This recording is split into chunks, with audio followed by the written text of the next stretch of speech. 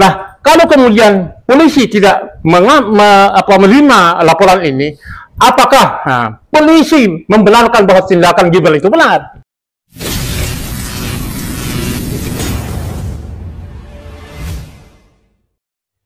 Ada kejadian menarik pada Selasa tanggal 8 Oktober tahun 2024 karena saat itu pegiat sosial Edi Mulyadi melaporkan pemilik akun Kaskus Fufufafa ke Bareskrim Polri. Pasalnya, postingan-postingan di akun itu dinilai menyebarkan kebencian dan penistaan agama, karena diantaranya juga ada yang menghina Nabi Muhammad.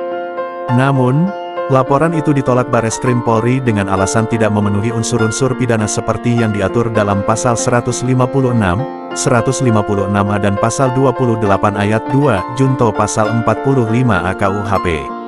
Penolakan itu mendapat kritikan keras dari Direktur Gerakan Perubahan Muslim Arbi. Ia meminta polisi agar tidak membela keluarga Presiden Jokowi karena banyak indikasi yang mengarah pada fakta bahwa akun Fufufafa adalah milik Gibran Rakabuming Raka, putra sulung Presiden Joko Widodo yang juga wapres terpilih pada Pilpres 2024 bersama pasangan capresnya, yakni Prabowo Subianto. Bismillahirrahmanirrahim. Assalamualaikum warahmatullahi wabarakatuh. Selamat sore. Saya berada di rumah Guntur 49, rumah Keluarga Rakyat.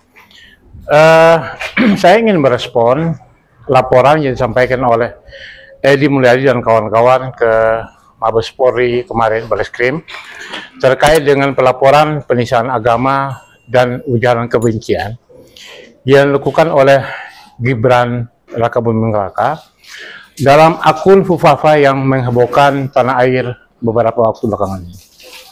Dalam hal ini, saya ingin bertanya, apa alasan Kepolisian Republik Indonesia menolak laporan Edi Mulyadi dan kawan-kawan itu?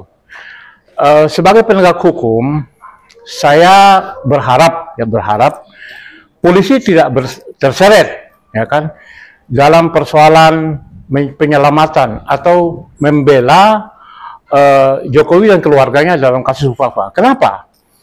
Kasus Fufafa ini sudah dibongkar habis oleh Roy Suryo dan para netizen. Juga sudah Badan Cyber dan Sandi Nasional (BSN) juga sudah mengakui bahwa Fufafa itu adalah milik Gibran Rakabuming Raka. Begitu juga sudah diakui oleh Kaisang, adiknya, bahwa akun Fufafa itu adalah punya kakak, ya kan? Majalah Tempo, obrolan, ya teman-teman di Tempo, Mas Pram, ya Husein dan Cica itu sudah jelas. Yang viral menyebutkan bahwa akun Fufafa itu adalah milik Gibran Rakabuming Raka. Dan kita tahu bagaimana hari ini akun itu, ya kan,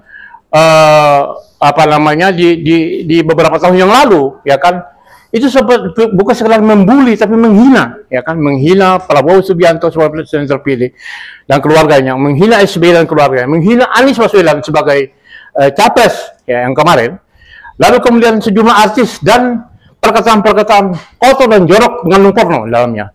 Nah, kalau kemudian polisi tidak menerima laporan ini, apakah polisi membenarkan bahwa tindakan Gibran itu benar? Betul, ya kan?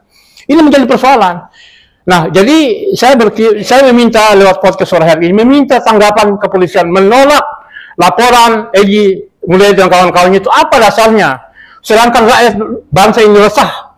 Kemarin saja di DPR, pada tanggal 1 Oktober pelantikan anggota DPR, anggota DPD, MPR saja, Gibran sebagai presiden tidak berani muncul, ya kan?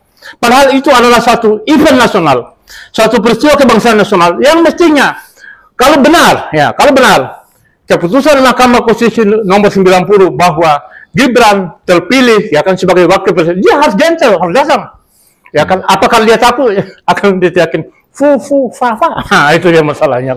Apakah itu sehingga dia tidak berani, ya kan? Ya, oleh sebab itu sekaligus jangan sampai institusi kepolisian membela secara berlebihan, ya kan, dalam persoalan ini, karena ini mesahkan. Kenapa? Ini perusakan moral. Bahkan kemarin laporan itu ada penghinaan Nabi Muhammad, ya kan, ujaran kebencian. Jadi menjadi pertanyaan saya, ya, pribadi, juga mewakili dengan publik, ada apa dengan kepolisian kita ini? Ya kan? Ini menjadi persoalan. Jadi kalau tidak menerima pelaporan ini, saya menganggap polisi masih di bawah kendali Joko Widodo dan keluarganya. Ini kan rusak. Mestinya polisi itu patuh kepada undang-undang, bukan patuh pada kekuasaan.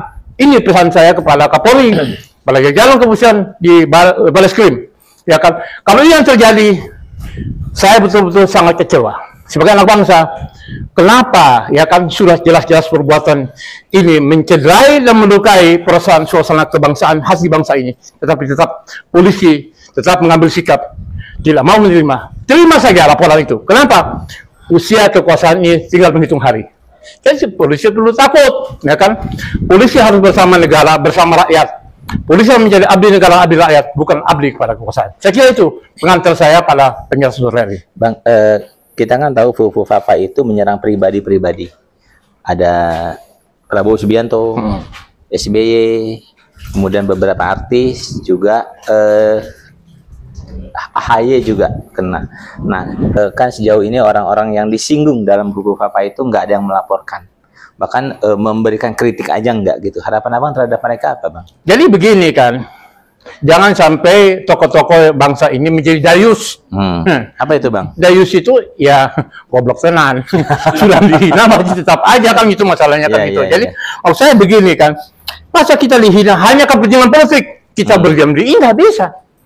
Kita tidak bisa berkompromi pada hal-hal yang menyangkut harga diri gitu loh. Waktu itu kan Pak SBY dalam kasus dulu ya, dia Pak SBY sini waktu presiden datang langsung ke Polda Metro, melaporkan pada waktu itu si siapa namanya itu wakil ketua MPR yang punya ada masalah-masalah pada waktu itu. Nah, jadi saya berpikir bahwa jangan hanya karena ada kepentingan politik tertentu, ada kompromi-kompromi tertentu sehingga persoalan Fufu-Fafa ini tidak di apa namanya, digubris atau dibiarkan saja. Ini nggak bisa. Loh, sekarang begini, sebagai anak bangsa kita bertanya, para elit saja sudah hilang rasa mereka, dihina semakin mereka hilang, terus apa kebanggaan kepala tokoh-tokoh bangsa ini? Kan itu masalahnya kan. Saya bagaimanapun bangga dengan Prabowo, bangga dengan SBY, bangga dengan Anies, ya kan? Tetapi kalau kemudian membiarkan mereka dihina seperti itu, gimana ya?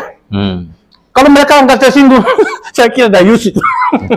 Ada yang ingin ditambahkan, Bang? Silakan. Jadi saya kira begini saja, ya kan? Jadi pelaporan Edi Mulyadi dan kawan-kawan, saya kira juga diperlukan lah, ya kan, untuk ya bagi anda yang merasa diperlakukan secara dizalimi, ya kan, secara moral, ya kan, anda disinggung dan dicederai, tapi anda berdiam diri, ini juga menjadi pertanyaan bagi anak bangsa yang lain, terutama saya pribadi.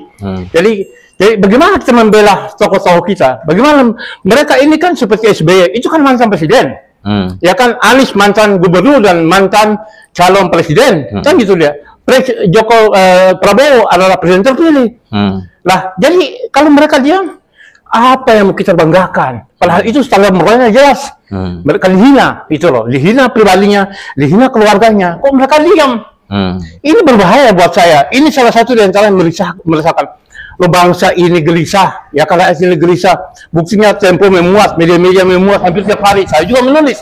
Kenapa? Kita ingin supaya negara ini dikendalikan dengan cara-cara yang bermoral, ya kan?